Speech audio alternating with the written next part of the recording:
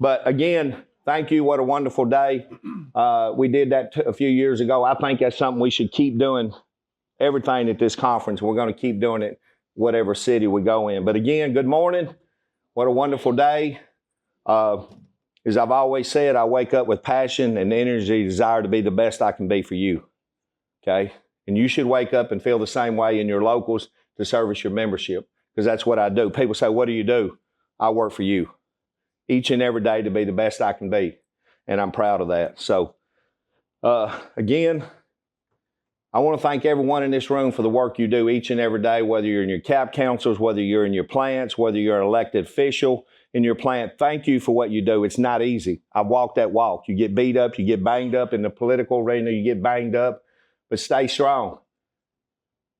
You know, believe what you believe and preach what you believe and what the truth is. That's what we have to do. So thank you for that again. Retirees, thank you for what you do and what you've done, okay?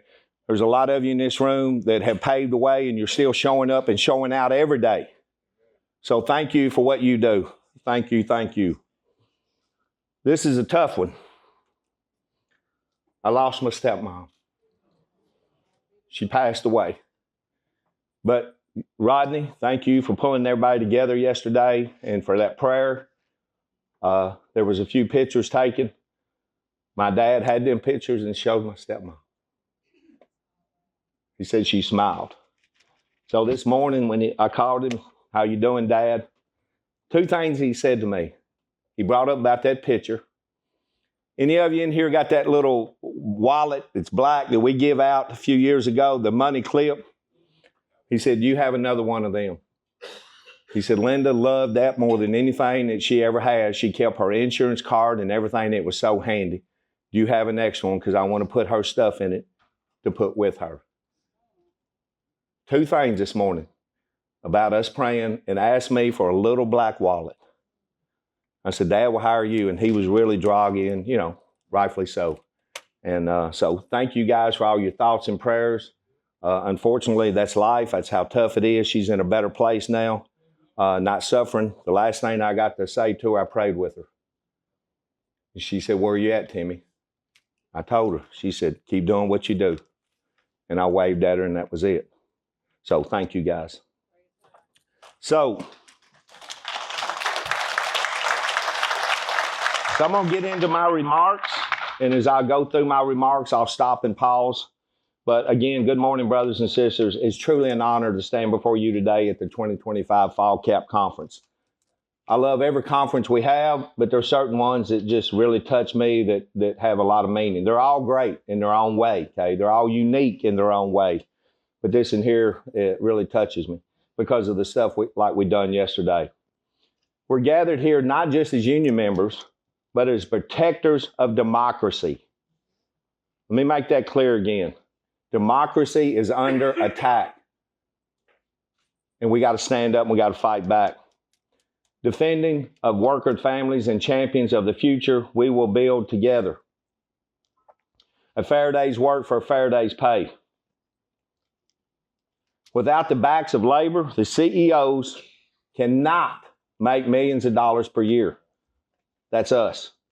We make them money. We demand a fair day's work for a fair day's pay. Are we ready to stand up? Walter Reuther said it best. The bread box is tied to the ballot box. We've all heard that so many times. We know it in our sleep. We can say it without even looking at anything. This was just not a clever phrase. It was a call to action, a reminder that every contract we negotiate, every benefit we fight for, every job we protect is directly connected to the political decisions made in city halls, state legislation, and the halls of Congress. We all agree on that? Yeah. Look at the federal workers right now. Stroke of a pen.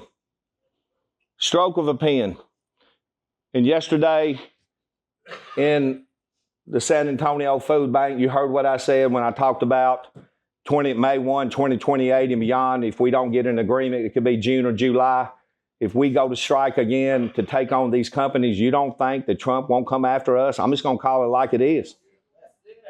If he's doing what he's doing now, you don't think if we shut the country down, you think he's going to allow that? Hell no, he ain't going to allow it. They'll have the National Guard out. They'll be find some way, okay? If they're after federal workers, they're going to come after us. And you better educate your members, and members better wake up and understand when they go in and vote what they're going to do to themselves. Because if we don't come back with great contracts, we get the blame for it. But it's real. It's real. That is why VCAP, the Voluntary Community Action Program, is so vital. VCAP is our political action committee. VCAP is funded not by union dues. Let me make that very clear. Now, everybody in this room I know understands that. But so many times they get confused on that part. VCAP is our political action committee. VCAP is funded not by union dues, but voluntary contributions from members like you, what you've done in here this morning. Not 1 cent of your union dues goes to politicians. Instead, VCAP empowers us to back pro-worker candidates in legislation that protect our rights, our families, and our communities. Your VCAP contribution goes towards candidates that are willing to stand up with us and support members on strike. For example, 862, Governor Andy Beshear was there. A lot of McGarvey was there. A lot of other politicians, not just in Kentucky. I walked every picket line, and I seen politicians in Bowling Green. I seen them show up and show out there when we struck back years ago. I seen it in Texas. I've seen it in North Carolina. Governor there. So we got to put people in office and not afraid to stand up at a picket line and not afraid to stand at a podium and use the word union or UAW. And if they can't do that, we shouldn't be supporting them. Let me make this very clear. We will no longer endorse candidates that are not willing to stand in solidarity with us inside legislative halls.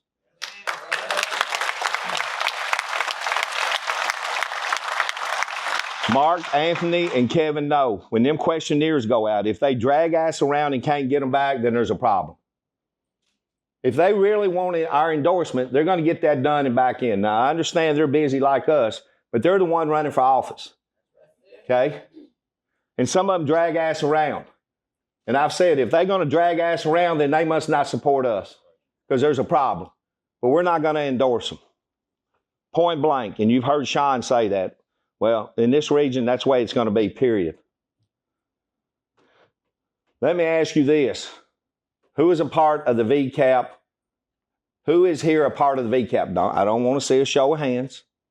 But if you're not, and I hope everyone in this room is, there's yellow cards on the table.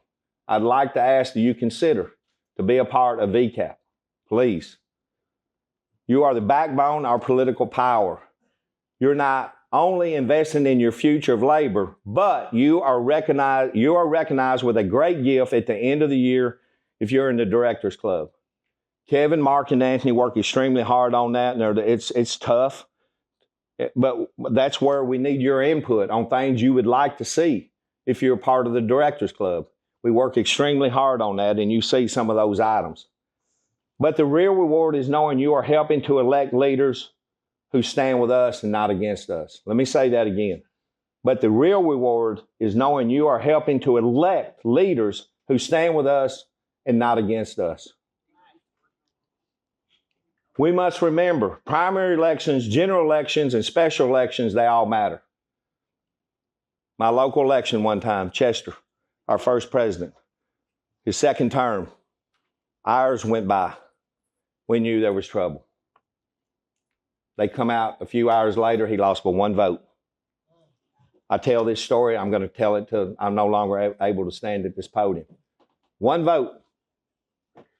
1 vote. The next morning, all these guys and brothers and sisters, gosh dang, if I'd have known that, I'd have voted. All they had to do was turn out and go from here to the back door and turn in. Are you serious? You should have been voting anyway. We wouldn't be having this conversation. But all the negativity that was put out, the dirty stuff that was wrote, because that's politics, okay? I remember my old rep said, Tim, there's nothing about politics fair. It's dirty, it's nasty. Well, I just didn't play that way. I wake up every day to do my job, and if I ain't good enough to get me reelected, and if I got to dog you, brother, I'm not doing it. All right. I'm not doing it. Actions speak louder than words. And that's what I do every day. Some of my decisions are not popular. But if you're going to be a badass leader or be a leader, you got to make tough decisions. And you should be in this room and make decisions.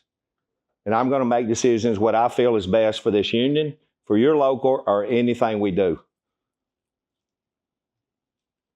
You got to look at your membership and you got to say, you got a complaint, you don't have a grievance. Okay? That doesn't mean you don't file a grievance. You take it through the steps, and then at some point, if it's nothing there, you got to withdraw it. But if you got one, you got to defend it big time.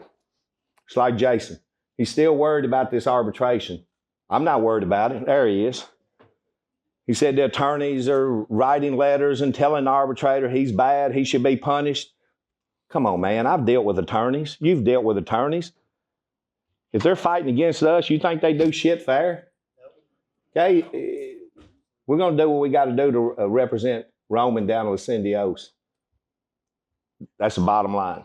So don't worry about it, brother. But so do our UAW locals and international elections. And next year, and you'll hear me talk about it in a minute, is a big year. Convention, elections. There's going to be a lot of negativity. We're not going to get caught up in that in this region. First of all, we live too far away, and we got too much to be doing. Number one, organizing the South. Okay? We got Mercedes. We got Toyota. We got a lot of other IPS plants, truck plants, locals that want to be a part of this great union because of the negativity that's being put out in the Detroit Free Press is killing us. A few weeks ago in the board meeting, I went completely off on a VP because he went to the Detroit Free Press and said things he shouldn't have been saying. Navistar used it against us in Huntsville, Alabama. We got our ass kicked. It's a fact. The next morning, I told Sean, I'm going to open up. I showed the video of what the organizer sent me. Silence. Now, what did I tell you? He said, well, you don't like me. No, I like you, but I'm fucking pissed at you for what you just did. You didn't hurt me. You hurt those people that wanted to be in this room. Excuse my language, but it upsets me. It's not right. Every vote counts and every voice matters. So let's talk a little bit about the big, beautiful bill that you guys heard Raj. Did you enjoy Raj and Helen? Why the big, beautiful bill hurts seniors on Medicare, cuts to home health care. Over $1 billion in Medicare cuts to home agency, reducing access to in-home care. How many of you here got a parent or a grandparent or somebody that needs this stuff? Probably all of us in this room. Repeal on nursing home staffing rules, eliminating protection required safety staffing levels in nursing homes. Prior authorization for traditional Medicare seniors will need government approval for basic procedures, cautions daily. Tariffs on medical supplies and drugs, raising prices in prescription drugs and equipment and increasing medical costs. Hard enrollment for low-income seniors to makes it tough to qualify for Medicare savings programs. We should not be doing anything to make it tough on somebody like my mom or your grandparents or your moms. They've earned that. And down the road, that's going to be us. How the big, beautiful bill hurts the low and the middle class. Income loss of 80% of Americans. Bottom 80% will see a drop in after-tax income while the rich get richer. That's a fact. Cuts to food assistance. Largest cut to food aid in history, leaving millions of families hungry. For example, look what we done yesterday, the amount. So you heard the young lady say if it would just been them two, they'd only got 2 pallets. We did what, 34, 32? What was it? Okay, if you figure that, that's 17 days worth. But if you look at the amount of the pound per meals, it was huge. It's not just beets and cabbage and carrots and onions. There's a lot of other dry goods that go with that help those families in 34 counties in Texas? I mean, that was amazing. Weaken workers' protection, undermine bargaining power, and shifting power to corporations. So, has anybody ever seen a video called Mouseland. Okay? Who's not seen that video? Okay, you're about to see it. Pay close attention to this video, please. Because if we don't stand up, we're going to keep getting be less and less and less of us. You already hear some of them talk about there could be a day there'll be no Democratic Party. We get one-sided, we're in trouble. We're in trouble. Promote VCAP as a tool to fight back for political reasons. Mobilize for elections, local, state, and national, to elect pro-worker leaders. Stand united against policies that hurt our retirees, our families, and our future. We have to stand up, as you did, Pauline, with the redistricting in Texas. We have to stand up and fight that. You know, you want to talk, we all got tired of hearing the election was rigged. Is it ever getting more rigged than what we're seeing right now? Elected delegates in this room has the power to influence hundreds, if not thousands, more in their facilities, their communities, and their families. So I challenge you today. Talk to your coworkers, host a VCAP drive, educate your members, make sure they know what's at stake. Because when we win, when we vote, we win. When we organize, we rise. 2 years ago, we rose. We showed the world we're relevant again. You hear it and I hear it. We're not going to go back to where we was. We're going to stay irrelevant in politics. Politicians now know we're real. When we contribute to VCAP, we build a movement that cannot be ignored. Let us leave this conference mobilized. Let us start preparing for midterm elections right now in 2026 to turn out in record numbers and elect champions for labor and remind America that the UAW is not just a union, it is a force of justice. A force of justice. So solidarity forever, and who are we? UAW.